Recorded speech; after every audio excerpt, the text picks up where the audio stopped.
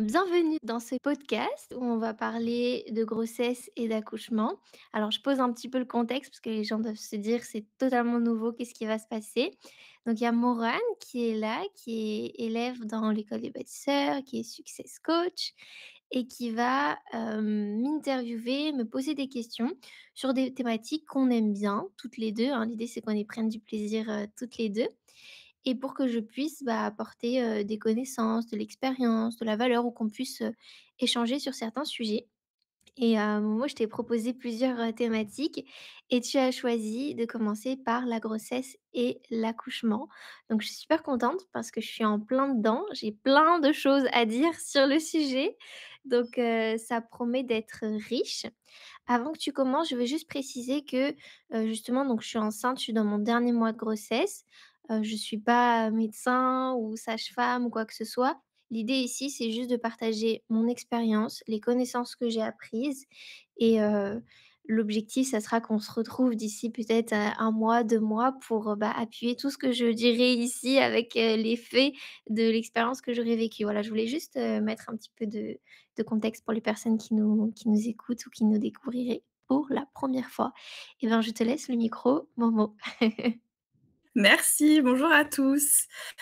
Alors, donc le thème aujourd'hui, c'est la grossesse et l'accouchement et plus précisément, pourquoi notre vie dépend de la manière dont on est. Et je trouve que cette seconde partie est très intéressante et va interpeller beaucoup de monde. Du coup, j'aimerais bien que tu précises, qu'est-ce que tu entends par, «Notre vie dépend de la manière dont on est»?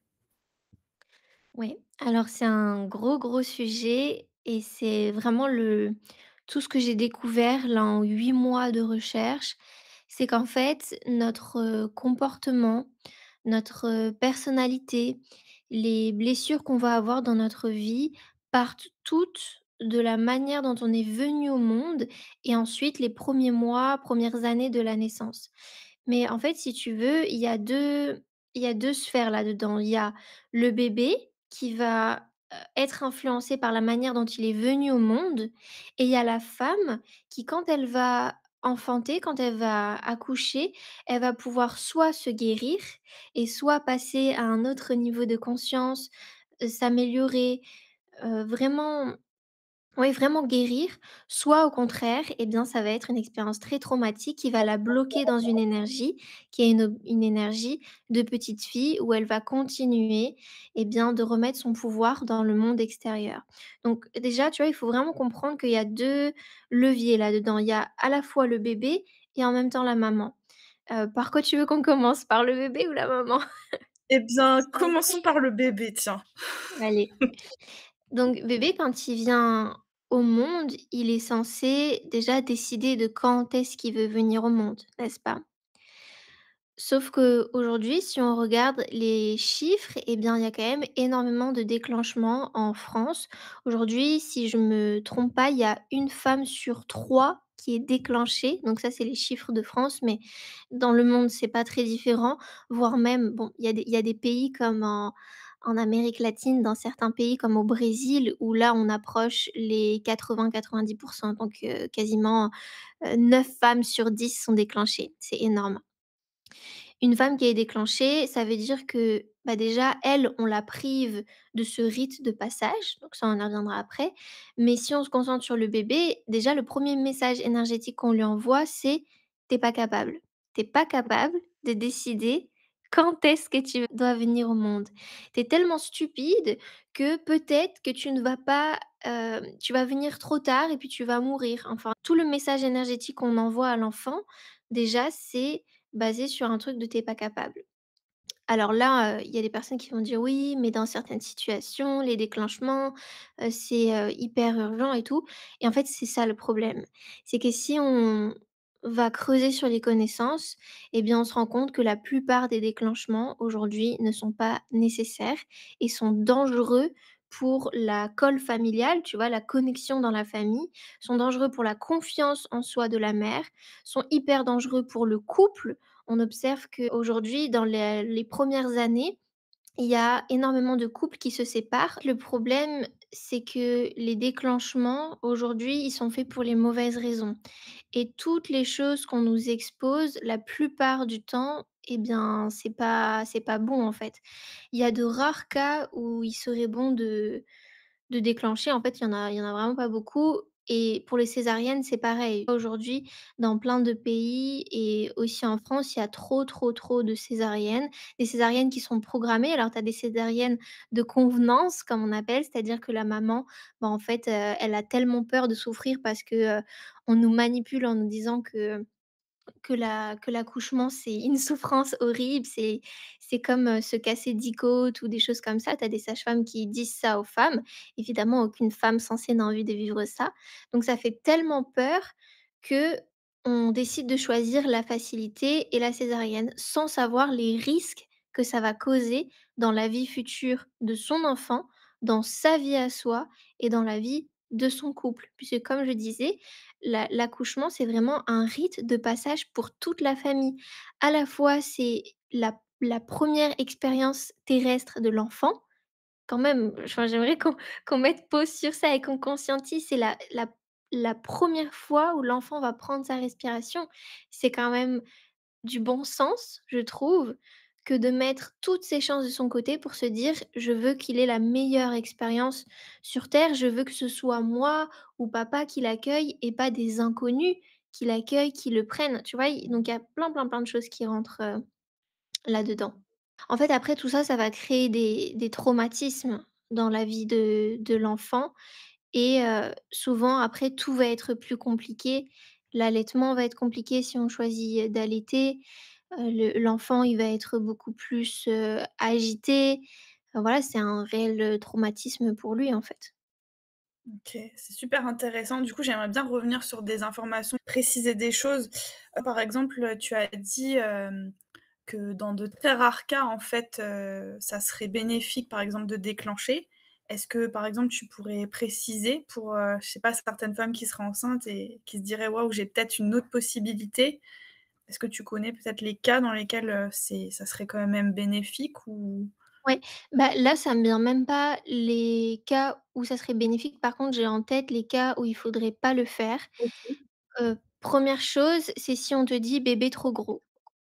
Ça, c'est l'un des premiers arguments que les sages-femmes ou les gynécologues vont te dire, c'est: «Votre bébé, madame, il est trop gros, votre bassin, il est trop petit, donc il faut déclencher». Mais c'est encore une fois du non-sens. C'est encore une fois dire à la femme qu'elle est pas capable, qu'elle est stupide, que son corps il est mal foutu, que son bébé, bah, il pareil, il est pas adapté au corps de sa femme et donc c'est ramener, la science et la technologie qui est plus forte que la nature. Bon déjà moi ça m'énerve ce genre de choses et il faut savoir qu'il y a plein de recherches qui ont été faites pour affirmer qu'aujourd'hui, il y a aucun bébé qui est trop gros pour le bassin de sa mère. Parce que même un bébé qui pèse plus de 4 kilos, dans tous les cas, si on reste dans la physiologie de la naissance, donc bien sûr, il faut pas que ce soit industrialisé, il faut pas que la femme, elle prenne des médicaments, qu'elle ait la position sur le dos, parce que si c'est ça, oui, bébé va pas passer. Mais qu'il fasse 4 kilos, 3 kilos ou 5 kilos, c'est pareil en fait. C'est pas une question de poids, c'est une question de position et d'environnement. Donc il y a aucun bassin qui est trop petit pour sortir son bébé, puisque la nature est bien faite et en fait, pendant que la femme, elle va enfanter, elle va prendre des positions qui va libérer de l'espace pour que bébé puisse, se mouvoir dans le bassin de sa mère, aller se glisser vraiment bien. Mais pour ça, encore une fois, il faut pas que la femme soit shootée et parce que si la femme prend la péridurale, bébé va aussi ressentir tous ces produits chimiques et donc bébé aussi va souffrir, en fait. Donc dans ces cas-là, on nous fait croire que: «Bah, vous voyez madame, vous aviez bien fait d'être à l'hôpital, sinon, votre bébé serait mort, il serait jamais sorti». Mais en fait, c'est eux qui ont causé ça, tu vois? Mmh. Oh là Il y là. a eu une anthropologue, j'ai plus son nom, une paléoanthropologue. Mince, je me souviens plus de son nom, mais qui, ça fait des années et des années qu'elle fait des recherches. Elle s'est passionnée pour le monde de la naissance et elle a affirmé que depuis des années et des années, en fait, il y a aucun bassin qui n'est trop petit, encore une fois, pour, faire sortir son bébé parce que tout est bien fait. Même, tu sais, des fois, tu as des gynécologues qui vont te dire: «Ah bah, la tête est trop grosse» et cetera. Mais en fait, la tête, du bébé, bah, tu sais, tu as plusieurs fontanelles. On nous dit bien d'ailleurs, ils sont bien au courant puisque quand bébé est né, ils nous disent: «Faut faire attention madame, papa, à aux fontanelles de bébé». Et donc ces fontanelles, elles sont là pour laisser de l'espace et pour que les os du bébé, quand ils s'engagent dans le vagin de la mère, et ben, ils puissent se chevaucher en fait pour, parfaitement épouser la forme du bassin et du vagin de la mère. Tout est vraiment bien fait. Et dernière chose sur ce sujet de bébé trop gros, il faut aussi être au clair que ce sont que des indications que la gynécologue ou la sage-femme va nous faire à l'échographie, mais aucun il y a aucune certitude. Il y a plein, plein, plein, plein, plein de familles, de mères qui vont témoigner que: «Ah bah, la sage-femme nous avait dit que mon bébé allait faire, plus de 4 kilos, alors qu'en fait à la naissance il faisait, 3 kilos et quelques». Il y a beaucoup de sages-femmes, de gynécologues, de médecins qui se trompent sur le poids du bébé.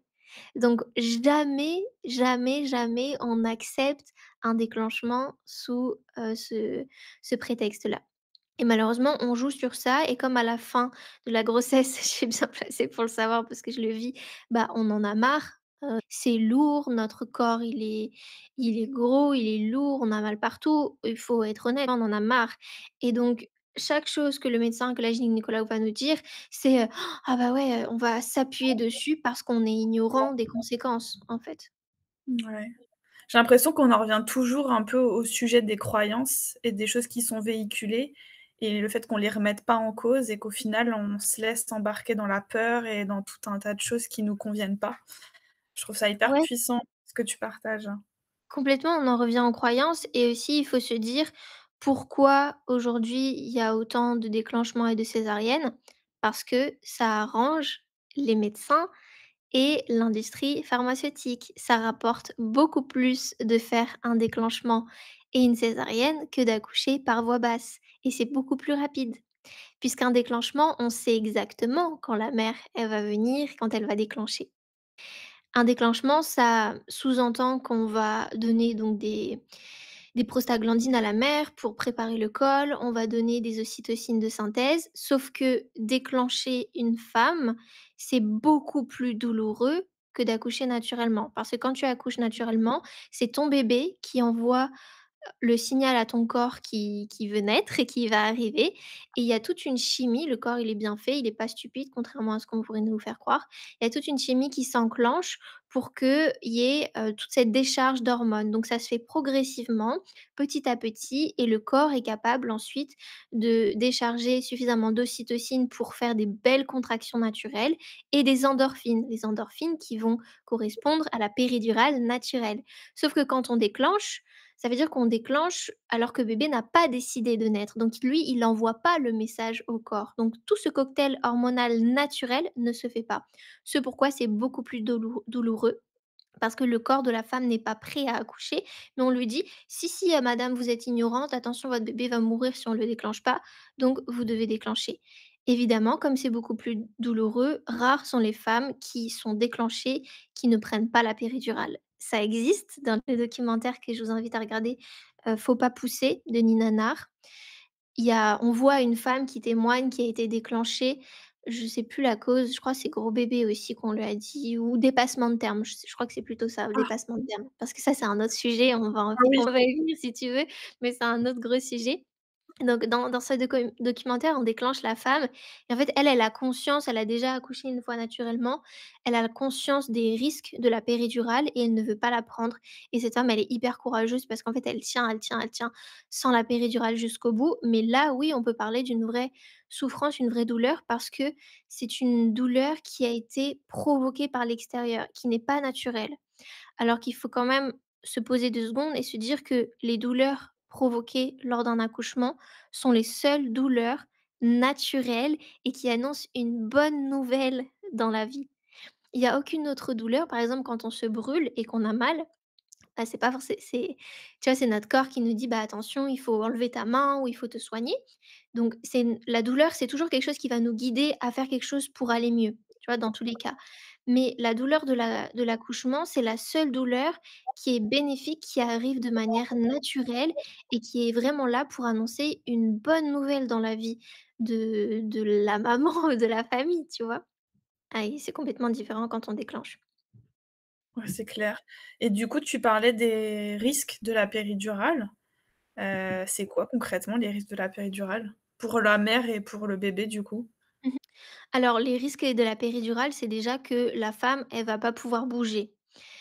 Si on veut parler d'un accouchement naturel et physiologique, un des premiers éléments, c'est le mouvement. Pour que la femme puisse gérer la douleur correctement, que ce soit pas insurmontable et qu'elle tout puisse se faire naturellement, il faut qu'elle puisse bouger parce que la douleur informe la mère des positions dans lesquelles elle doit se mettre pour que son bébé puisse se faufiler dans le bassin, dans le vagin et sortir naturellement. C'est ça le but de la douleur. Le but de la douleur, c'est pas qu'on souffre, juste parce qu'il faut souffrir. C'est pas ça. La douleur nous dit: «Ton bébé va bientôt arriver», c'est une bonne nouvelle, et elle nous dit: «Ah bah tiens, si tu as mal là, c'est qu'il faut que tu mettes dans une autre position pour laisser plus de place à bébé pour qu'il puisse sortir». Sauf que si on prend la péridurale, eh bien la femme, elle ressent pas la douleur, elle est anesthésiée. Qui dit péridurale dit: «Je ne peux pas bouger, je dois rester sur le dos», et à partir du moment où on reste sur le dos, eh bien c'est très, très, très compliqué d'accoucher naturellement. Ensuite, pour bébé, eh bien, c'est la même chose. Tout ce que tu vas injecter dans le corps de la mère, il va le ressentir et donc lui aussi, il va être shooté, par ça. Ce qui fait qu'il va, il va pas savoir en fait, il va être, moins, capable de ressentir les choses et de sortir de lui-même. Et autre chose qu'il faut bien comprendre, c'est que qui dit péridurale dit ocytocine de synthèse. Quand on met des ocytocines de synthèse, donc parce que la femme est complètement anesthésiée, donc son corps en fait ne fonctionne plus naturellement. Donc on met des ocytocines de synthèse, sauf que le fait de faire ça, ça crée des contractions qui sont beaucoup plus douloureuses comme on a dit et aussi, beaucoup plus longues où il y a beaucoup moins de pauses. Alors que dans l'accouchement physiologique et naturel, il y a plus de pauses que de contractions. Et c'est dans les moments de pause où bébé va pouvoir s'oxygéner, respirer et où la mère va aussi pouvoir reprendre sa respiration, se reposer, reprendre des forces pour continuer son accouchement.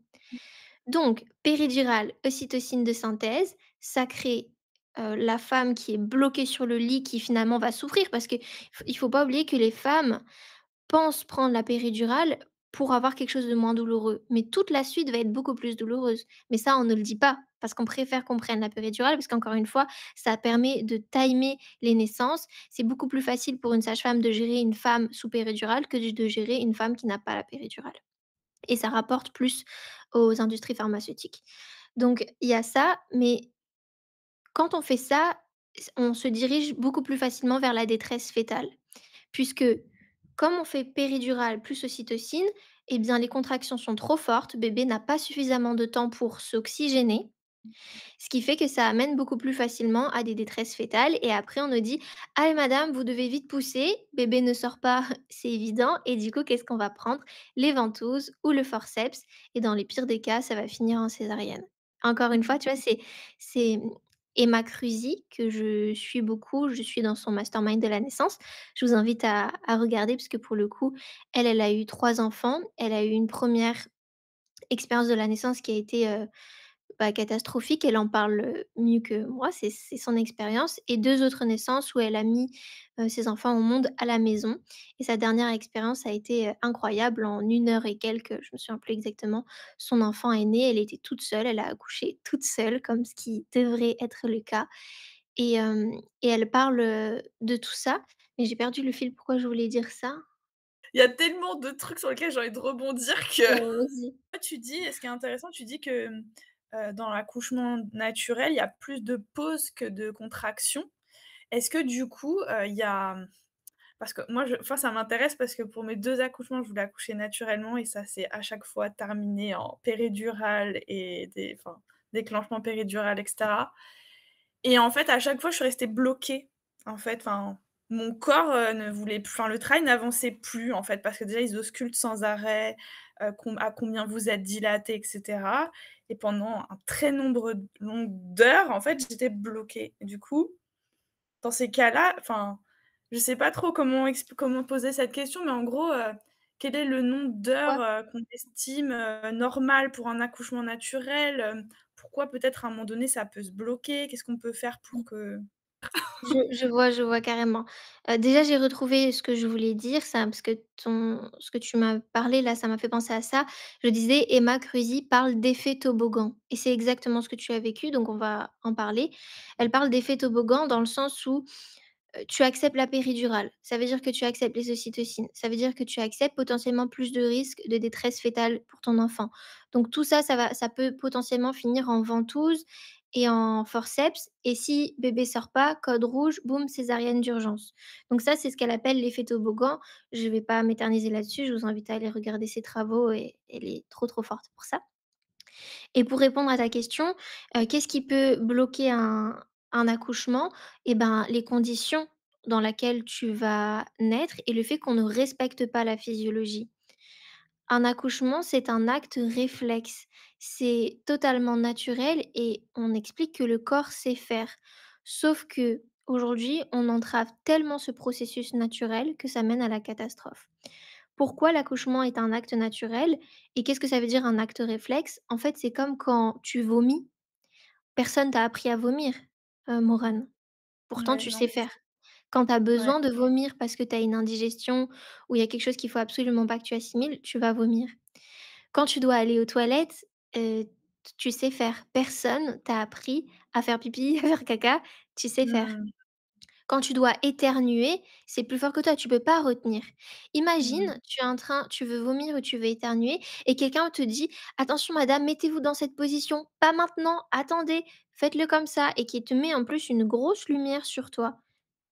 Ça va pas aller et en fait, Mmh. l'accouchement, c'est la même chose. C'est un acte réflexe, le corps sait faire, sauf qu'on entrave la physiologie. Alors comment on entrave la physiologie? Eh bien, ce que tu as dit, les touchés vaginaux qui sont pas du tout, du tout, du tout obligatoires et vraiment pas recommandés. Si vous voulez accoucher naturellement, le mieux, c'est de ne pas faire de touchés vaginaux pour plusieurs Mmh. raisons. Première raison, bah, déjà les risques infectieux, hein, je veux dire, c'est évident. Et deuxième raison, c'est que quand une sage-femme va vouloir évaluer l'ouverture du corps de la mère, ça va dépendre de beaucoup de paramètres, si elle sait bien le faire ou pas. Parce que ma main, elle est pas la c'est pas la même main que tu as toi, Morane, tu vois? Donc les déjà les dimensions, c'est pas pareil d'une sage-femme à une autre. Ensuite, il faut savoir que le col de la femme, donc l'utérus, c'est un sphincter. Un sphincter, c'est quelque chose qui se ferme et qui s'ouvre. Selon, oui, psychologiquement, comment tu acceptes, la que la sage-femme ou que le médecin te fasse un toucher vaginal, eh bien, tu vas soit te détendre et donc il va rien se passer, voilà, ça va pas bouger. Soit, en fait, le simple fait de savoir que quelqu'un va venir te toucher, en tout cas moi, ça serait le cas puisque je suis, enfin, c'est pas quelque chose que j'aime, tu vois? Les gynécologues, tout ça, je j'y vais pas si je sens que j'en ai pas besoin. Bon bref. Et donc, je sais que moi, par exemple, si on devait me faire des touchés vaginaux tout au long de ma grossesse ou pendant que j'accouche, je me refermerais comme une coquille. Parce que Mmh. ça me c'est intrusif, en fait. On ne respecte pas l'intimité de la femme. Donc, étant donné que c'est un sphincter, peut-être que toi, quand tu as été à l'hôpital et qu'on t'a fait plein de enfin plein, qu'on t'a fait des touchés Ouais. vaginaux à répétition pour voir si ça évolue ou pas, eh bien, ton corps s'est refermé. En fait, il faut savoir qu'à un certain stade, l'accouchement peut se figer. Si par exemple tu es allé à l'hôpital trop tôt, c'est-à-dire que tu n'étais pas assez dilatée, eh bien, heu, toutes les agressions extérieures vont faire que tu vas, te refermer et stopper l'accouchement. Pourquoi? Parce qu'en fait, il faut te dire que même si les conditions aujourd'hui de vie ont évolué, ton cerveau, il est resté, au monde, préhistorique. Avant, une femme, quand elle accouchait, dehors dans la nature, dans la grotte ou chez elle, eh bien, il fallait quand même qu'elle, s'assure qu'il y ait pas un prédateur qui va arriver. Mmh. Soit, je sais pas, une tribu, voilà, qui pouvait la menacer ou un lion, un tigre, un ours. Bon bref, il pouvait y avoir des prédateurs. Et donc, à tout moment, ton cerveau, il va te protéger d'un éventuel prédateur. Aujourd'hui, il y a plus de tigres, il y a plus d'ours, mais la sage-femme inconnue, les infirmiers, les gynécologues vont être, perçus par ton cerveau comme des prédateurs. la lumière, le fait qu'il fasse froid à l'hôpital, tout ça, c'est des conditions qui sont à l'opposé de la physiologie et donc quand tu es arrivé à l'hôpital, certainement que ton col n'était pas encore suffisamment dilaté et que c'était encore le moment pour ton corps de pouvoir stopper l'accouchement au cas où il y avait un danger. En fait, ton corps, il a bien fait les choses. À aucun moment il a déconné. Et c'est ça le problème, c'est qu'aujourd'hui on dit aux femmes: «Madame, vous n'avez pas été capable d'accoucher naturellement. Heureusement que vous étiez à l'hôpital, sinon, qu'est-ce qui se serait passé?» Mais c'est parce que tu étais à l'hôpital qu'il s'est passé ce qui s'est passé. Waouh, c'est puissant. Merci Noémie, ça m'aide énormément ce que tu viens de dire. Je pense que j'ai cherché pendant longtemps et j'arrivais pas à comprendre et je pense que quand on comprend pas quelque chose, on n'arrive pas complètement aussi à en faire un deuil et à vraiment passer à autre chose, quoi, donc merci beaucoup en tout cas. Je pense que ça Avec va aider plaisir. beaucoup de femmes. Mais oui, c'est Hem, ça, la connaissance, elle libère et la connaissance, elle doit arriver avant comme après. Dans tous les cas, le système est tellement bien fait. Tout est On est tellement manipulé. Aujourd'hui, on allume une série, forcément ce qu'on voit, c'est l'effet catastrophe, de la femme qui tout de suite elle perd les os, elle a super mal, vite, vite, vite, urgence, il faut l'amener à l'hôpital. Donc en fait, on est conditionné à ça, on est conditionné à croire que, c'est horrible d'accoucher, on est conditionné à croire que c'est dangereux et nous, on est conditionné en tant que femmes, mais les médecins, les gynécologues, les sages-femmes sont conditionnés à ça. Donc quand tu arrives à l'hôpital, les gens qui voient arriver la femme enceinte, ils se disent que c'est dangereux, en fait. Tu vois? ouais. C'est le message énergétique qui Ouais, t'envoie et c'est pour ça qu'il y a plein de femmes qui se referment, le travail n'avance pas et voilà. Et donc tu me demandais tout à l'heure combien de temps, ça doit durer un accouchement. En fait, si on laisse faire la physiologie, un accouchement, c'est censé être très, très, très rapide. Mais si tu entraves la physiologie et ben, ça va être très, très long.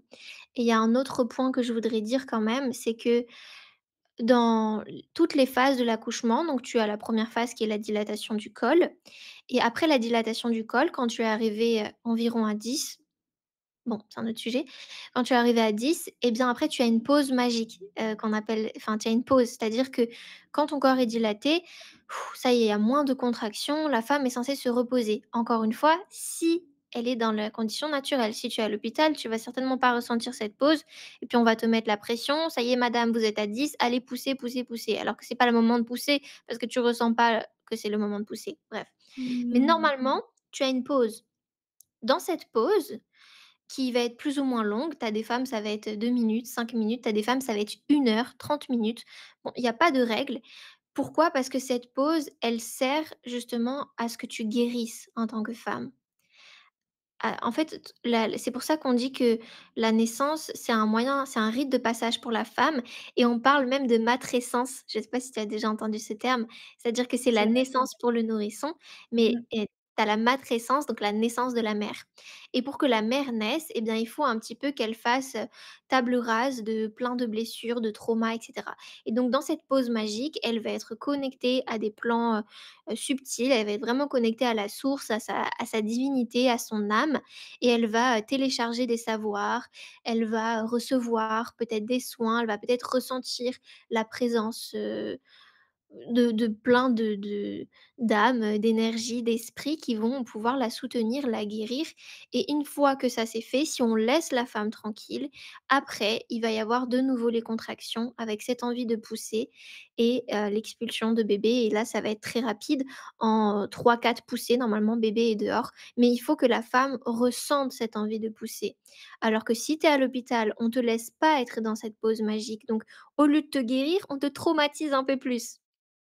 Et en Ouais, plus de ça, on te dit: «Bah, voilà, maintenant vous êtes pas capable de pousser par vous-même, donc on va vous dire quand pousser». Mais c'est normal parce que si tu as pris la péridurale et les ocytocines, heureusement que quelqu'un te dit comment quand pousser du coup, tu vois? Mais ouais. c'est les conséquences. Et d'ailleurs, je me suis demandé si, il y avait pas des conséquences après d'ailleurs, le fait d'avoir pris la péridurale. Est-ce que ça rend pas peut-être le postpartum plus difficile? Ou est-ce que ça a pas un impact après sur le corps, sur son corps et celui de bébé? Est-ce que tu as, je sais pas, lu quelque chose sur le sujet, là-dessus? Oui, oui, bien sûr. Alors ça rend carrément le postpartum plus difficile parce que Déjà psychologiquement, tu sais quand on parle de baby blues, en fait le baby blues, c'est une invention de tout ce qu'on vient de dire. Si le baby blues existe, c'est parce qu'on prive les mères de ce rite de passage. C'est qu'on prive les mères de se rappeler à quel point elles sont puissantes, qu'elles sont divines, qu'elles sont capables et c'est ça en fait qui crée le baby blues. C'est toute cette chute, toute cette, tout ce chimique qu'on t'a injecté pendant l'accouchement, tout ce traumatisme qui fait qu'ensuite, bah, tu te sens pas capable et c'est trop. Tu as ton bébé qui pleure, tu comprends pas ses besoins parce que c'est pareil, si tu as eu la péridurale, que tu as été complètement shootée, qu'on t'a pris ton enfant 5 minutes après te l'avoir laissé juste 2 secondes et ben, ça t'a pas permis de faire cette connexion avec ton enfant, donc tu te sens pas vraiment connecté à ton enfant. Tu sais, tu perds un peu cet instinct, tu as l'impression de pas avoir cet instinct maternel. Mais en fait, c'est pas qu'encore une fois tu n'es pas, faite, tu n'es pas normale, c'est qu'on t'a privé de ressentir cet instinct maternel et donc dans le postpartum, tout est plus compliqué parce que la mise en route de l'allaitement est plus compliquée, la connexion avec ton bébé, elle est plus compliquée. Tu sais, il y a des femmes souvent qui disent: «Bah, heu, mon mari, mon chéri, il a eu plus l'instinct paternel que moi». Mais c'est pas normal. C'est très bien que le père ait l'instinct paternel, attention, c'est pas ce que je dis. Ce que je veux dire, c'est que chaque femme est capable d'avoir cet instinct maternel à condition qu'on lui enlève pas son accouchement, en fait. Donc oui, bien sûr, c'est beaucoup plus compliqué. La récupération est beaucoup plus compliquée parce qu'évidemment, on t'a shooté pendant peut-être des heures et des heures de produits chimiques, donc ton corps, il est épuisé. Alors que si tu et c'est ça que les femmes comprennent pas, c'est qu'elles craquent, elles font confiance aveuglement aux médecins, elles prennent la péridurale parce qu'elles ne veulent pas souffrir, parce qu'on leur a tellement dit que c'était douloureux qu'elles ne veulent pas affronter ça et le problème, c'est qu'après, bah, elles souffrent beaucoup plus qu'une femme qui aura peut-être passé, des moments, certes douloureux en accouchement naturellement, mais qui après, elle aura suffisamment d'énergie. Elle sera connectée à son bébé, elle saura parfaitement quand son bébé pleure de quoi il a besoin. Elle se sentira, vraiment, soutenue par son chéri parce que c'est pareil, on parle pas trop du rôle du papa, mais le père, dans un accouchement à l'hôpital, il a pas de place, il se sent impuissant. C'est pour ça qu'après on observe des problèmes de couple dans l'année qui suit la naissance du bébé. C'est parce qu'en fait la femme, elle s'est sentie pas capable, elle a perdu confiance en elle, elle se sent nulle et puis en plus de ça, secrètement, consciemment ou inconsciemment, elle en veut au père. Parce que le père, le rôle du père dans Mmh. l'accouchement, c'est de protéger, c'est d'être là pour protéger le cercle, pour dire à la femme, envoyer le message énergétique à la femme de: «Tu es capable ma chérie, tu vas y arriver, moi je te protège. Je te protège des éventuels, comme on a dit, perturbations qui peuvent avoir et donc le père, c'est vraiment un pilier qui doit être là autour pour protéger la femme. Il a son rôle, en fait, dans l'accouchement. Sauf qu'aujourd'hui, tous les hommes disent quoi? «Bah, j'ai vu ma femme souffrir, c'était horrible», heu et après, bah, ça cause des problèmes dans la sexualité du couple, ça pose des problèmes de communication, la femme a énormément de rancœur, il y a plein de disputes et cetera et cetera et cetera. Donc oui, postpartum, catastrophique en fait. Mmh. Donc en gros, ça peut même avoir des impacts sur, carrément après la sexualité dans le couple, genre si tu ce que tu es en train de dire, c'est que si on accouche naturellement et qu'on laisse faire le processus naturel, tout revient finalement peu plus rapidement et plus fluide en fait, c'est ça? Exactement, une femme qui accouche naturellement, elle va pas du tout avoir la même récupération, elle va avoir beaucoup plus d'énergie, mentalement ça va être beaucoup plus stable et ensuite, qui dit accouchement traumatique à l'hôpital, on peut aussi parler des déchirures, des épisiotomies. Une épisiotomie en fonction du gynécologue, de comment il l'a fait ou pas, de l'obstétricien. Eh bien, ça peut être plus ou moins intense. Des épisiotomies de plusieurs, de degrés différents. Si tu fais une totale épisiotomie, on va dire, et que ensuite, la femme, au passage de bébé, se déchire parce qu'en fait, ça c'est Emma qui me l'a appris, mais regarde, on va faire le test. Une épisiotomie, c'est quoi? C'est tu considères, encore une fois, de manière complètement stupide, que la mère n'est pas capable de mettre au monde son bébé et que son bébé est trop gros, qu'il va pas passer. Donc qu'est-ce que tu dis? «Ah bah tiens, je vais lui faire une petite déchirure pour qu'elle ait plus de place pour que son bébé passe». Donc tu lui fais une déchirure, déjà de base. Et quand bébé passe, au lieu que ce soit bien soudé, qu'il passe et que, bah, le corps de la femme ne se déchire pas, comme c'est déjà coupé, eh bien ça va se couper encore plus, c'est évident. Mmh. Alors que si tu prends un tissu, que tu ne le coupes pas, c'est beaucoup plus dur de le couper. Ah bon, là, c'est un tissu en papier, l'image est pas top, il aurait fallu prendre Oui, une bande bien de sûr. tu vois, si tu prends une Mmh. bande de gaz, que tu la coupes, après à la main, c'est facile de la déchirer. Bah, oui, bien Alors sûr. qu'une bande de gaz coupée à la main, tu peux pas le faire. Mmh. Donc ça crée des déchirures et une femme qui est déchirée, un postpartum, c'est beaucoup plus compliqué et sa sexualité, c'est évident que ça va être douloureux. Mmh. Non seulement c'est douloureux physiquement, mais c'est douloureux psychologiquement, c'est douloureux énergétiquement et bon, tu as même des femmes qui ont été déchirées à un degré tellement fort qu'en fait ça a touché, heu, ça a touché des endroits dans le corps qui fait qu'en fait physiologiquement c'est beaucoup plus ça sera, très compliqué pour elles de ressentir du plaisir, d'avoir une bonne libido et cetera. Waouh! Toi, tu lances des tu lances des bombes dans tous les sens. Puis après, si on parle du côté du père, parce que c'est pareil, si on parle de la sexualité, du point de vue du père, même si le père n'a pas suivi de traumatisme, physique, il a suivi le traumatisme psychologique. Tu as des pères qui ont vu, justement leur femme se faire découper par un médecin. C'est comme un viol, en fait. Dans le message énergétique, c'est, «Mais j'ai été impuissant». Lui, bah, il se sent impuissant et qu'est-ce qu'il fait? Bah, il va aller voir ailleurs, il va tromper. Pourquoi? Parce que il veut retrouver de l'assurance en lui, donc il va aller voir ailleurs. Pas parce qu'il n'aime pas sa femme, mais parce que justement il a été tellement traumatisé par ça que, ben, et c'est inconscient, hein, il le fait de manière inconsciente, mais pour ressentir de la confiance en lui, de la puissance, eh bien, il va aller voir une autre femme. Waouh! OK, bah, après tous ces partages, hyper puissants, est-ce que tu peux nous dire, du coup, qu'est-ce que toi, en connaissance de cause, qu'est-ce que toi tu as décidé pour ta grossesse et comment tu vis ta grossesse? Moi, ce que j'ai décidé, c'est ce que je fais depuis des années, c'est d'apprendre. En fait, je pense que c'est la clé, c'est la connaissance, ça libère dans tous les sens du terme.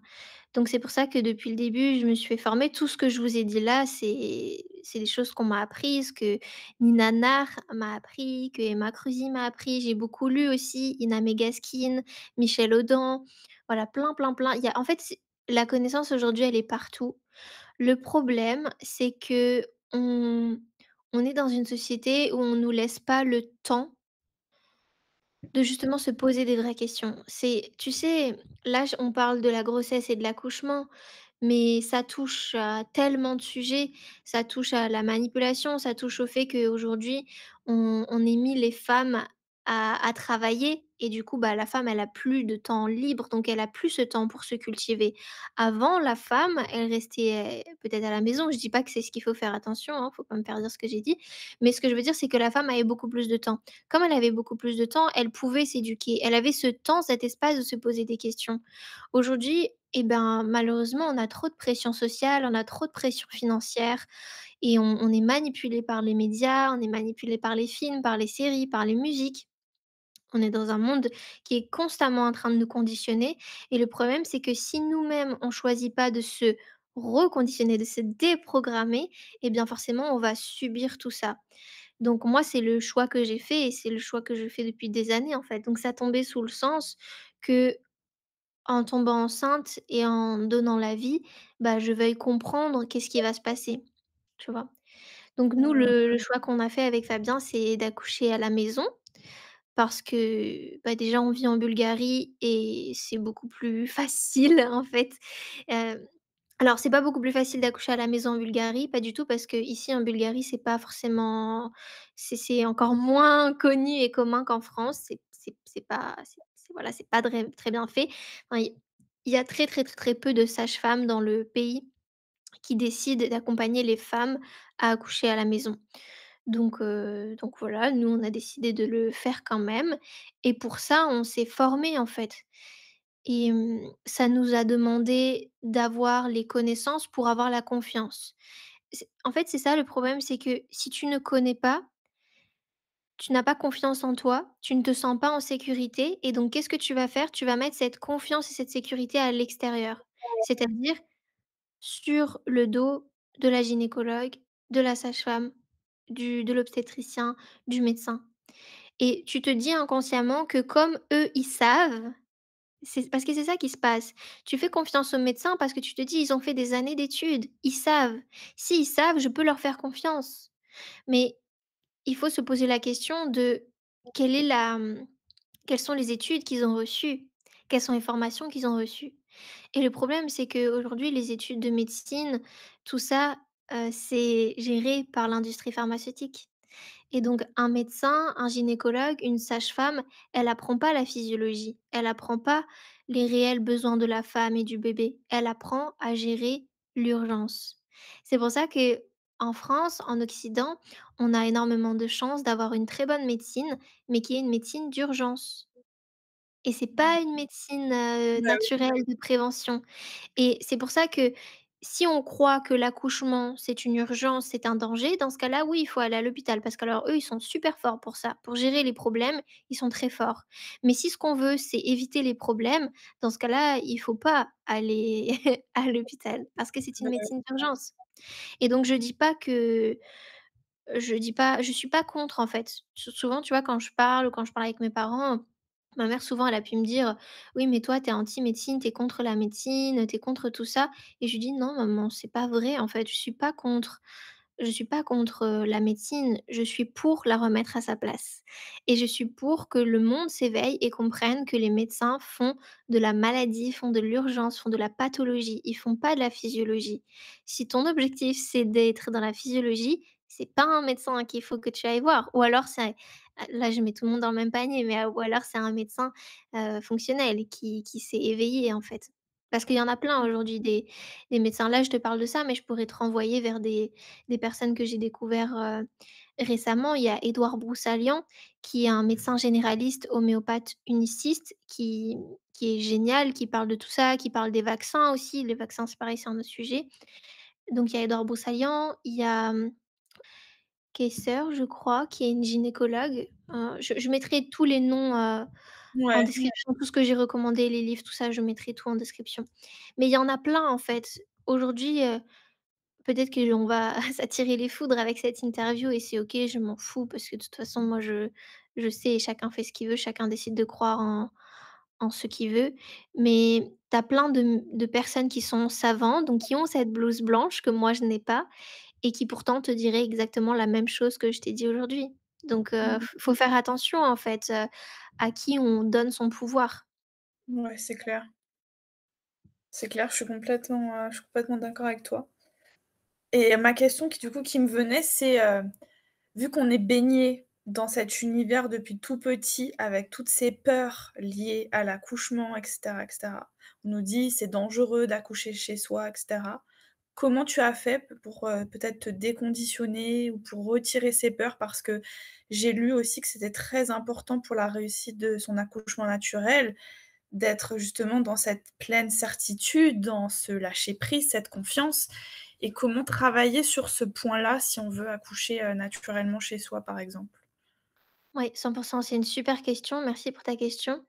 Eh bien, il faut faire exactement la même chose qu'on nous fait, c'est-à-dire se baigner dans, plein de choses positives. Donc moi, depuis 8 mois, il y a pas un jour où je me suis pas formée sur le sujet, que ce soit en vidéo, que ce soit en regardant des témoignages d'accouchement à la maison, physiologique, que ce soit en lisant. Lire, j'en ai fait un post il y a quelques jours sur l'école des bâtisseurs, je sais pas si tu l'as lu, mais j'expliquais que pour changer sa vie, il fallait des connaissances et des actions différentes. Pour avoir Mmh. des connaissances et des actions différentes, il faut lire plus. J'expliquais que les leaders sont des lecteurs. Pourquoi? Parce que quand tu lis, c'est pas pareil que quand, vous m'écoutez là. Les gens qui m'écoutent là, peut-être qu'il va y avoir des prises de conscience: «Waouh, c'est génial et tout», mais dans 2 jours, dans un mois, vous allez avoir oublié tout ce que je vous ai dit C'est normal parce que ça a pas le même impact. Alors que quand vous êtes en train de lire, il y a tous vos sens qui sont mobilisés vers le livre, en fait. Vous êtes en train de vous concentrer sur ça, vous êtes beaucoup moins en train de penser à autre chose, vos yeux regardent, il y a vos sens qui tiennent. Bref, c'est lire, c'est un excellent moyen de se reprogrammer. Donc il faut absolument lire. Il faut faire attention à ce que vous regardez, c'est-à-dire on évite de regarder Baby Boom. On fuit, on évite de regarder, La Maison des maternelles, on évite de regarder toutes ces émissions-là. En fait, on fuit et puis autre conseil, c'est qu'on s'entoure de personnes qui ont vécu ce qu'on veut vivre. C'est-à-dire que si vous êtes, enceinte, là, les personnes qui nous écoutent, eh bien, vous allez pas vous faire accompagner par une sage-femme qui n'a pas accouché naturellement. Pourquoi? Son message énergétique. Si la sage-femme, elle a vécu que des expériences traumatiques, qu'elle a accouché que à l'hôpital, que, c'était, vraiment traumatique son accouchement, ça veut dire que ce qu'elle croit, c'est que l'accouchement, c'est dangereux. C'est pas ce que vous voulez, donc vous allez pas vous faire accompagner par cette personne-là, vous n'allez pas écouter cette personne-là. Voilà, donc je pense que j'ai donné déjà l'essentiel, lire plus, s'informer, regarder des vidéos, se faire accompagner, mais se faire accompagner par des personnes qui ont vécu ce que vous, vous voulez vivre. C'est très important. Mmh, super et du coup, je pense que ça peut intéresser les personnes, que tu mettes même les liens, des personnes, que tu recommandes de suivre, voilà, c'est parce que des fois, on a envie de se reprogrammer et tout, mais on sait pas vers où, c'est un peu comme chercher une aiguille dans une botte de foin. Toi, tu sais pas vers qui te tourner, quoi lire, quoi enfin, il y a tellement de Ouais, tout aussi que, ouais. si toi, ton chemin, voilà, il est très inspirant, en tout cas moi, il m'inspire beaucoup et j'ai hâte après que tu nous partages quand bébé sera né, comment tu as vécu ça. Mais du coup que peut-être tu aiguilles les gens sur, voilà, moi j'ai lu ça, j'ai voilà et puis, après les gens font leur choix et font ce qu'ils veulent, mais au moins ça donne une piste déjà un peu, de comment se Oui, reprogrammer en fait. carrément, avec plaisir, je mettrai tous les liens en description. Et tu sais, tu touches un point important, c'est que aujourd'hui, la connaissance, elle est partout, mais justement, dans cette connaissance, il faut faire le tri. Il y a tout et son contraire. Et sur les réseaux sociaux, tu vas trouver plein de gens qui vont dire exactement la même chose que moi et tu vas retrouver plein d'autres personnes qui vont dire tout l'inverse, qui vont dire: «Non, ne l'écoutez pas, bla bla bla bla bla, c'est dangereux, c'est, je sais pas quoi», enfin bref. Tu vas retrouver tout et son contraire et ce qu'il faut se demander, encore une fois, c'est de revenir à soi. Au lieu de choisir la peur, c'est de choisir l'amour, de se poser avec soi-même et de se dire: «OK, quand j'écoute, Noémie ou Emma ou Pierre-Paul Jacques, quand j'écoute cette personne, qu'est-ce qui se passe à l'intérieur de moi? Est-ce que ça fait sens? Est-ce que je me sens plus légère? Est-ce que je me sens mieux? Ou au contraire, est-ce que, est-ce que j'ai peur? Est-ce que quand j'écoute une sage-femme qui me dit: «Vous allez souffrir, vous devez prendre la péridurale, vous devez faire une césarienne, vous devez vous déclencher», qu'est-ce que ça suscite chez vous? De l'amour ou de la peur? Ouais, C'est aussi simple bah, que de ça. Il y a toujours 2 questions à se poser, en fait. C'est qu'est-ce que cette personne-là fait réagir à l'intérieur de moi? C'est vous l'autorité, la plus ouais. puissante. Ça, c'est un super rappel pour, tous les domaines de sa vie, en fait. Revenir à cette question: «Est-ce que je choisis la peur à cet instant ou est-ce que je choisis l'amour au final?» Beh, oui, Donc c'est ouais, c'est complètement. top. Merci du conseil. On a parlé de tellement de choses déjà. Quel conseil tu voudrais donner, voilà, à une future maman, pour vivre une grossesse et un accouchement, plus conscient? Mmh, alors le premier conseil, je pense qu'on l'a bien compris, c'est informez-vous vraiment, mais ne vous arrêtez pas à ce que votre sage-femme ou le gynécologue vous dit. Allez chercher plus loin, ça c'est le premier conseil et le deuxième, c'est vraiment de rester dans sa bulle le plus possible et rester dans sa bulle, ça veut dire être consciente que vous pouvez dire non à des examens médicaux, vous pouvez dire non à des tests, vous pouvez dire non et je vous conseille de le faire, dire non à des touchés vaginaux. Vous pouvez dire non, non, non et non. Il y a une loi qui est très importante qui s'appelle la loi Kouchner et cette loi, elle explique que aucun acte médical ne peut être pratiqué sans le consentement, du patient et que pour que, le patient donne son consentement, il doit avoir reçu toutes les informations nécessaires et que même si à un moment donné, le patient dit oui, il peut se rétracter à tout moment. C'est la loi Kouchner. Vous pouvez aller la voir. Hem, je sais plus là j'ai dit ce que la loi comportait, mais c'est pas exactement littéralement, Oui, bien cette sûr. même loi. Mais OK. cette loi, elle est très importante dans la grossesse, dans l'accouchement, parce qu'à tout moment, vous pouvez dire non. Vous pouvez dire non au test du diabète gestationnel, vous pouvez dire non au test du streptocoque, vous pouvez dire non au vaccin, vous pouvez dire non à tout, tout, tout, tout, tout. En France, la seule chose qui est, obligatoire, ça va être les tests, les bilans sanguins, tu sais? C'est la seule chose et encore une fois, quand on dit obligatoire, en fait, vous êtes pas une petite fille. Qu'est-ce qui va se passer? Si vous avez pas envie de le faire, c'est votre c'est votre corps, c'est votre vie, c'est votre âme et ça, c'est encore une fois, c'est la peur. Quand la femme accepte de se faire toucher, de faire tous ces médicaments, c'est qu'elle a peur. Elle a peur des autorités, elle ouais, elle a peur, en fait. Elle choisit la peur. Mais voilà, ça, c'est quelque chose que j'aimerais rappeler aux femmes et de l'autre côté, je dis qu'on peut dire non. De l'autre côté, c'est OK de dire oui, par exemple, aux échographies. Je sais qu'il y a des femmes qui font le choix d'une grossesse, vraiment totalement non médicalisée. C'est-à-dire qu'elles font pas de prise de sang, elles font pas d'échographie, elles veulent pas forcément savoir le sexe de leur enfant, donc elles font aucune échographie et cetera. C'est leur droit. Heu, moi, c'est pas ce que j'ai fait. J'ai voulu faire quand même les échographies, parce que c'est la première fois et j'ai voulu être sûre, que tout aille bien.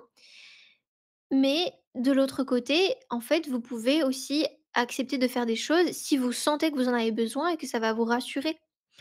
Donc c'est ça, en fait, c'est de s'écouter, de se rappeler que vous êtes une femme puissante, que vous savez mieux que quiconque ce qui est bien pour vous, pour votre corps et pour votre enfant. C'est vous qui portez la vie, c'est pas le médecin en blouse blanche en face de vous. C'est Voilà. clair. C'est vrai, c'est vrai. On a tendance à être un peu des bons élèves, tu sais, ça rappelle un peu l'enfance, on écoute bien sagement, on veut pas dépasser, on a peur de ce qui se passerait si on osait sortir un peu du cadre et peur Ah, aussi pour pas qu'on le fasse parce que, tu vois, typiquement tu parlais des vaccins, tu dis qu'on peut dire non. Je pense qu'il y a plein de gens qui nous écoutent, qui auront peut-être pas envie, voilà, de faire ça à leur enfant pour plein de raisons et qui n'ont pas ce sentiment qu'elles peuvent dire non, tu vois? Par exemple. ouais, c'est de l'ignorance, c'est de la manque de connaissances.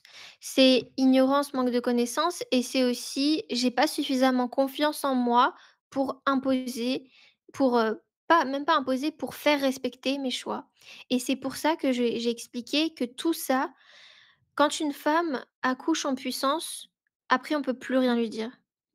Plus Mmh. personne va lui dire: Madame, vous faites pas de ça avec votre enfant, vous êtes obligée de faire vacciner vos enfants, sinon ils vont pas aller à l'hôpital. Et oh, j'ai mis au monde mon enfant tout seul, tu peux rien me dire en fait, je suis puissante». Et c'est pour Mmh. ça qu'on nous pique, les grossesses. C'est pour ça Mmh. qu'on nous pique, no oui, notre grossesse et nos accouchements. C'est parce qu'en fait, ça serait tellement, ingérable pour, Big Pharma, Big Food, l'État et tout, des femmes puissantes qui savent poser Mmh. leurs limites et qui se disent: «En fait, j'ai pas de compte à te rendre, c'est mon c de compte à te rendre, c'est mon corps, c'est ma vie, c'est mon âme, je fais ce que je veux». Tu vois? Ouais, c'est Et vraiment puissant. ce serait tellement, pas cool pour, tous ces gens qui la seule chose qui leur intéresse, c'est le pouvoir et l'argent. C'est pas ce qu'ils Ouais, veulent, en c'est clair. donc voilà et puis oui, avoir une grossesse, la plus paisible possible. Heu, vraiment, il faut se dire que la femme qui est en train de créer la vie et qui donne la vie, c'est une déesse, c'est une reine, c'est tout part, d'elle et donc il faut absolument la protéger et ça, c'est le rôle de l'homme aussi. Tu vois? L'homme a vraiment son rôle là-dedans. Lui, ce qu'il peut faire, il peut pas forcément, bien sûr, c'est pas lui qui va porter l'enfant. Il va pas, allaiter et c'est pas grave parce que souvent ça, c'est pareil. Il y a un truc qui qui est, le tu sais, le féminisme, en fait, nous a poussé aussi à croire que, bah, voilà, la femme, elle a trop de pression sur ses épaules et cetera, donc il faut donner le droit à enfin, il faut lui donner le droit à la péridurale, parce que la péridurale a été poussée par le mouvement féminisme. Ah Et bon? encore, ce qui serait intéressant, c'est de comprendre, qui a créé ces mouvements féminisme, tu vois? Bon, bref. Mmh.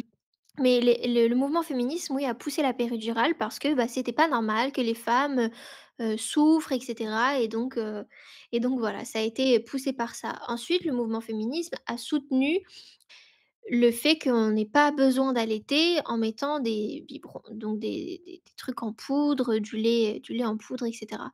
Et le problème, c'est qu'aujourd'hui, on fait croire à la femme qu'elle a plus de droits, mais c'est pas vraiment le cas, en fait. Parce que si tu comprends la nature et la physiologie, bah, non, la femme, elle a pas plus de droits, elle a perdu ses droits.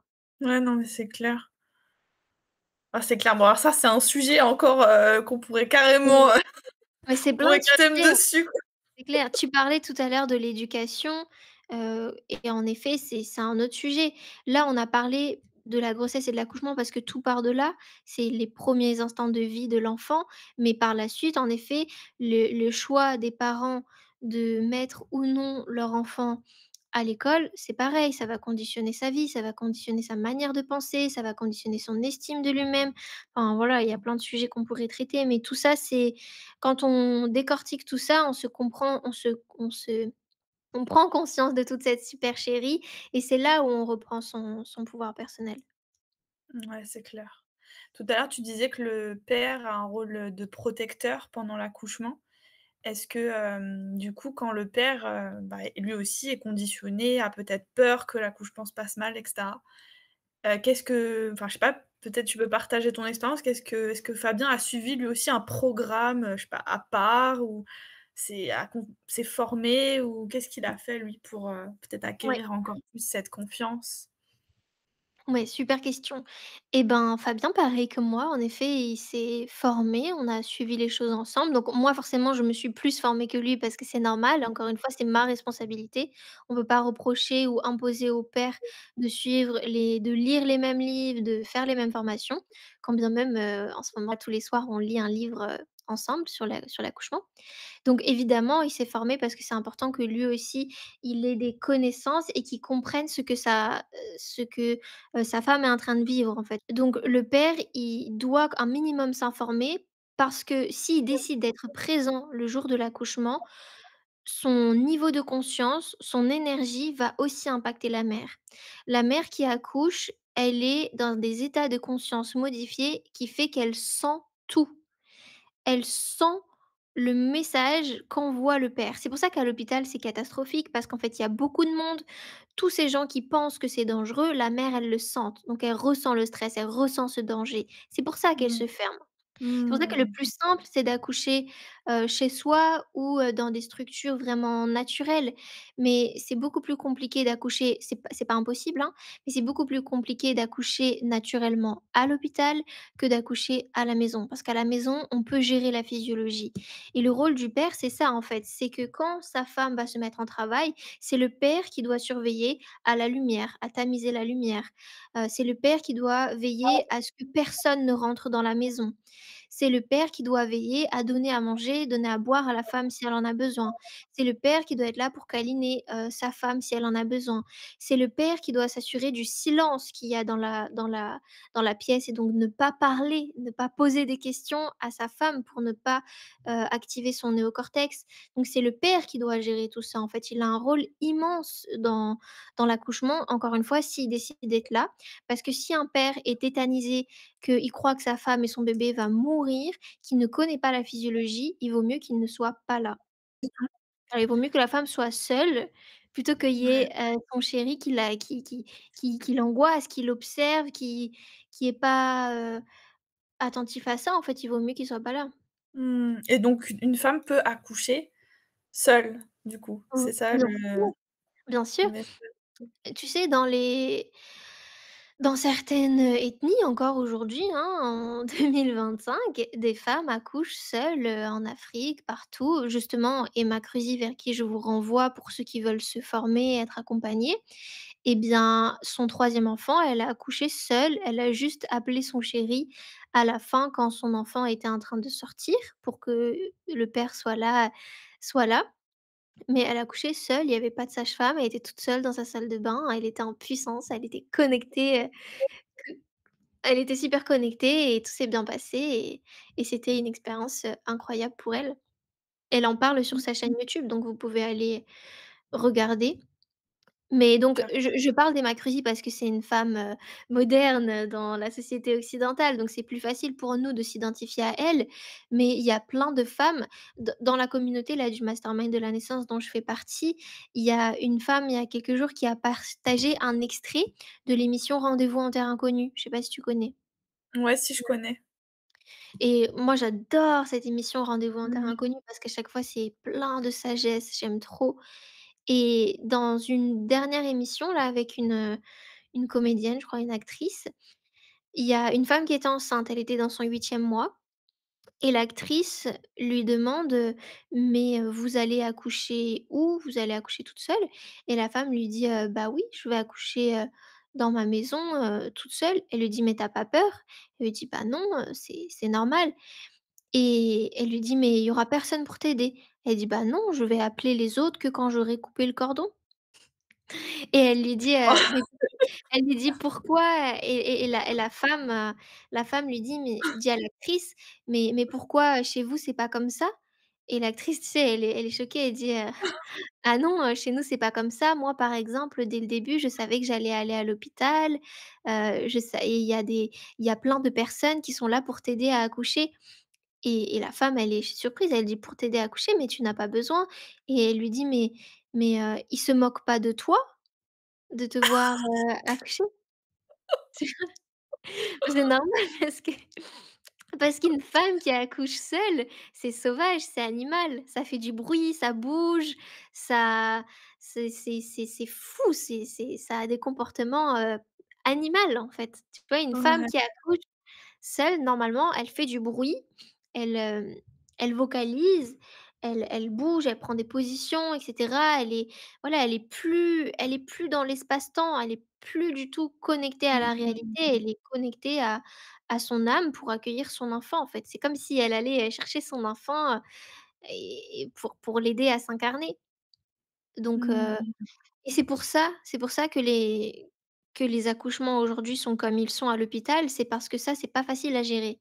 Tu imagines un hôpital physiologique avec des salles, sombres, peu lumineuses, chaudes parce qu'il faut pas que ce soit froid, donc chaudes, silencieuses, avec vraiment cocooning et plein de femmes qui font du bruit, qui font des trucs, complètement, avec animal, bah, ça fait peur.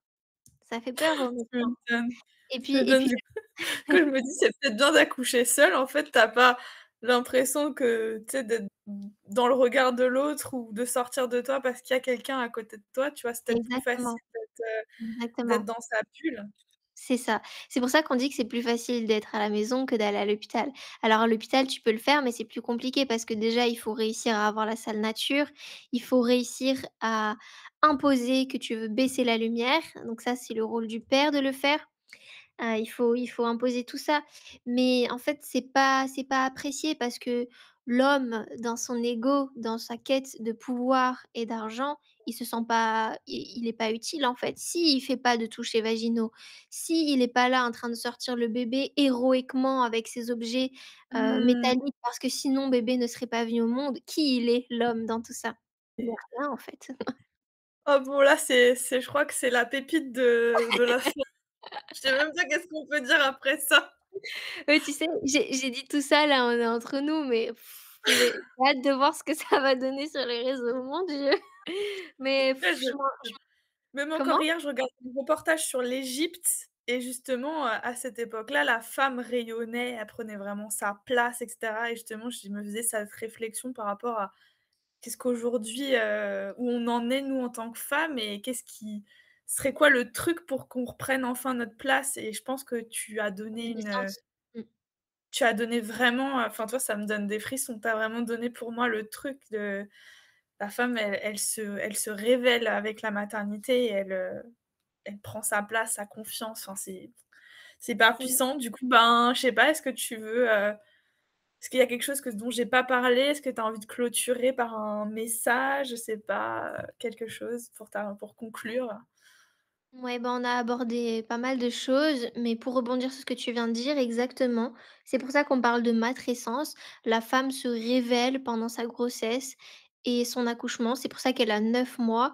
Moi, en 9 mois, je sens déjà que j'ai énormément évolué.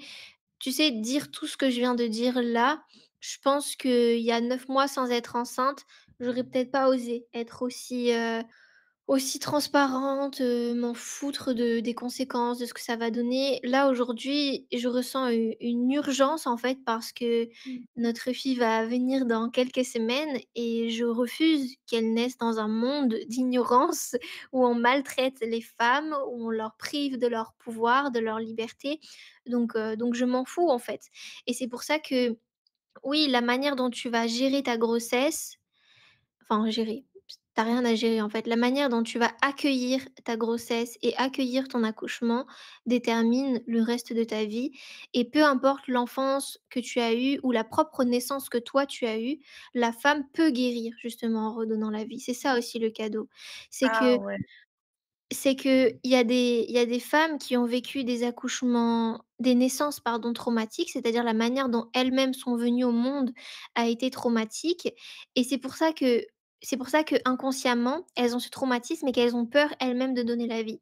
C'est pour ça que quand une femme tombe enceinte, il faut qu'elle pose des questions, si c'est possible, à ses parents, à son entourage, qu'elle demande les procès-verbaux de sa naissance, qu'elle enquête sur la manière dont elle est venue au monde pour se libérer de ça. Tu posais la question tout à l'heure de, qu'est-ce qui peut entraver le processus naturel? Parce que ça arrive aussi. Là, j'ai parlé que des choses, voilà, mais c'est possible qu'une femme décide d'accoucher, toute seule chez elle et que le travail, il stagne. Mais si c'est ça, c'est que c'est que, heu, psychologique, énergétique, c'est que inconscient. C'est la seule cause qui peut arriver. Bon, après, il peut y avoir, OK.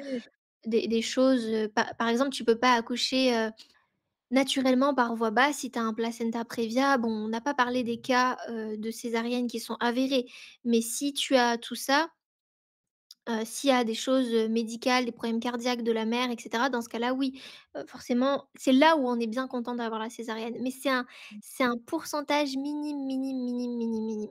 Dans la plupart des cas, la femme est capable d'accoucher naturellement et donc à travers ça, elle va guérir aussi de la manière dont elle-même, elle est venue au monde, et c'est pour ça que si on laisse faire ça, toutes les jeunes femmes, toutes les petites filles, qui étaient avant, eh bien, ne seront plus, en fait, dans cette énergie de petite fille, de jeune femme, et vont passer à cette femme puissante qui est connectée à sa féminité, qui est connectée à son intuition. Et une femme puissante, eh ben, ça fait peur aux gens qui gouvernent le monde. Mmh. Du coup, je voudrais qu'on termine sur, peut-être une note un peu aussi, optimiste et positive pour les Oui. femmes et les enfants qui sont nés, dans des manières compliquées, difficiles. Qu'est-ce qu'on peut faire aujourd'hui, du coup, pour guérir de tout ça et pour, du coup, potentiellement, bah, par exemple, moi, je sais que je suis née par, césarienne, beaucoup plus tôt que prévu, 1 mois avant. Je suppose que ça laisse un impact, et comment on peut se renseigner là-dessus et guérir de tout ça, et voilà, se dire que, bah, c'est pas une fatalité, c'est pas parce que, voilà, on est né de cette manière-là qu'on est obligé de le trimballer un peu toute sa vie et ne pas Mmh. s'en libérer, quoi. Ouais, carrément, super question. Eh bien, déjà, c'est de mettre de la conscience sur ça et de pas faire l'autruche. C'est-à-dire que toi, si tu sais que tu es né par césarienne, il faut que tu ailles déjà concevoir dans ton esprit qu'est-ce que ça qu'est-ce que ça a provoqué dans ta vie.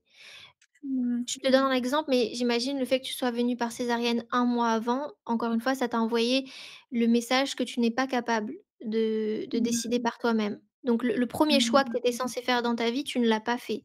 Donc peut-être qu'aujourd'hui, c'est difficile pour toi de faire des choix, et d'aller jusqu'au bout des choses. Parce que c'est pareil, tu n'es pas si tu es né avant, ça veut dire que tu es pas allé jusqu'au bout de ton processus de croissance. Donc peut-être que tu peux avoir des difficultés dans ta vie à aller jusqu'au bout des choses. Tu lances des Ouais. projets, mais tu ne les tu ne les tu ne tu ne tu ne vas pas jusqu'au bout.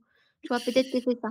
Là, c'est intuitif tout ce que je te dis, mais C'est c'est de la puissant, hein. lecture, c'est de la lecture simple, en fait. C'est qu'est-ce Ouais, que ça ouais. peut tu dois juste te demander: «La manière dont je suis venue au monde, qu'est-ce que ça peut vouloir dire de moi?» Ah et Mmh. là déjà tu as la prise de conscience. Ah ouais, waouh et donc si tu prends conscience, ça a déjà moins d'impact et de pouvoir sur toi.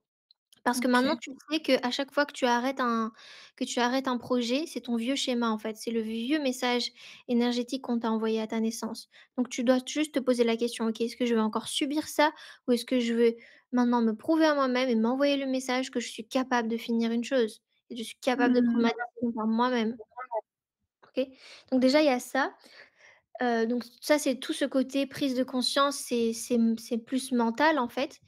Après, bah, il y a toute cette libération émotionnelle que tu peux faire et ensuite des nettoyages énergétiques pour aller libérer les mémoires, cellulaires. Donc ça, pour le coup, il faut le faire avec, des des thérapeutes, des experts, des personnes qui font ça et qui vont aller nettoyer, faire des nettoyages cellulaires sur ce sujet. OK, donc on peut les consulter en leur disant, «Ouais, je veux me libérer un peu de comment je suis venue au monde et cetera» et du coup, ça va être un soin un peu plus spécifique que, un soin énergétique, classique ou juste un soin énergétique classique, ça peut suffire Oui, selon ça toi? va être un soin c'est un soin, spécifique, c'est pas un soin classique. Il faut faire un soin énergétique, rééquilibrage des chakras, c'est pas ça qui va faire que tu vas enlever, ta mémoire cellulaire, donc c'est quelque chose de spécifique. Après, ce que tu peux faire aussi en fonction des tes connaissances, en énergétique et tout, tu peux même le faire toi-même en revisualisant, en réécrivant ta naissance. Tu peux aussi le faire. OK. Tu peux faire aussi, des recouvrements d'âme, enfin il y a plein de choses, mais il faut aller pour vraiment guérir de ça, il faut aller du point de vue, de l'énergétique pour enlever les choses et après, il faut aussi en parler. Ça va être important aussi de parler de tout ça. Par exemple, tu parlais de tes expériences avec tes enfants, bah, ça va être important aussi d'exprimer les choses pour eux, qu'ils comprennent en fait, ce qui s'est passé. OK, leur raconter comment ils sont venus au monde, quand ils sont en âge de comprendre et cetera, c'est ça que tu veux dire? En fait, si tu te rends compte qu'ils ont des comportements, des choses, des colères inexpliquées, des tristesses, ou que Mmh. toi, en tant que mère, tu sais comme ils sont venus au monde et que tu te rends compte que dans leur comportement, ça peut venir de là, bah oui, ça peut être d'en parler avec eux. Mmh. D'en parler avec eux ou encore une fois de leur faire, des nettoyages, énergétiques à eux. Voilà, c'est pas, d'éviter de trop attendre, en fait et comme tu dis, Mmh. rien n'est irréversible. La conscience change tout. Il suffit d'avoir conscience d'une chose pour que ça n'ait plus d'impact. Ouais, c'est clair. C'est ça le plus important, c'est de pas faire l'autruche, en fait. Malheureusement, aujourd'hui autour de nous et puis, depuis que je sais tout ça, quand j'entends les témoignages de femmes qui viennent d'accoucher là récemment, là, pas longtemps, là, on a écouté le témoignage d'une amie de Fabien qui a accouché, ça a terminé en hémorragie de la délivrance. J'étais folle en fait, je me suis dit: «Mais c'est pas possible quoi» et en fait, il faut Mmh. se dire que, raconter son expérience, c'est bien, mais il faut aussi comprendre la part de responsabilité qu'on a eue là-dedans et la part de responsabilité qui est de l'extérieur, mais quoi qu'il arrive, on est toujours responsable. En fait, tu vas pouvoir guérir de ton expérience à partir du moment où tu prends 100 de cette responsabilité, sans te culpabiliser. C'est pas ça la responsabilité, faut pas confondre, hein.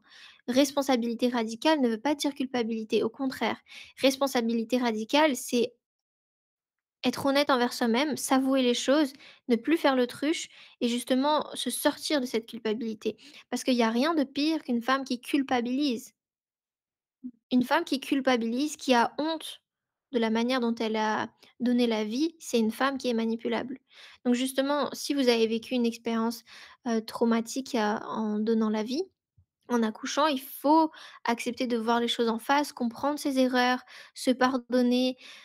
Il faut avoir conscience que aussi on est ben, voilà, on est dans un environnement qui nous a manipulés, mais il faut vraiment, éveiller cette conscience-là parce qu'il y a rien de pire qu'une femme qui continue, d'alimenter la culpabilité, la honte, qui se sent coupable, en fait Mmh. Ouais. et il faut passer de coupable à capable. C'est pas: «Je suis coupable». Mmh.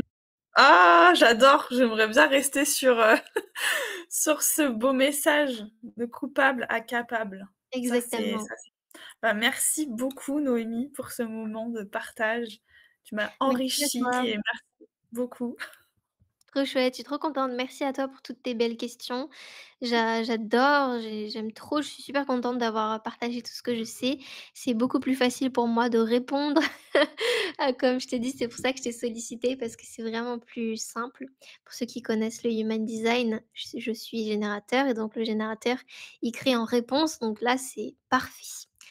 Eh bien, si vous avez des questions, si vous voulez donner votre point de vue, allez-y. J'espère avec, conscience, bienveillance et respect si possible, ça serait vraiment bien.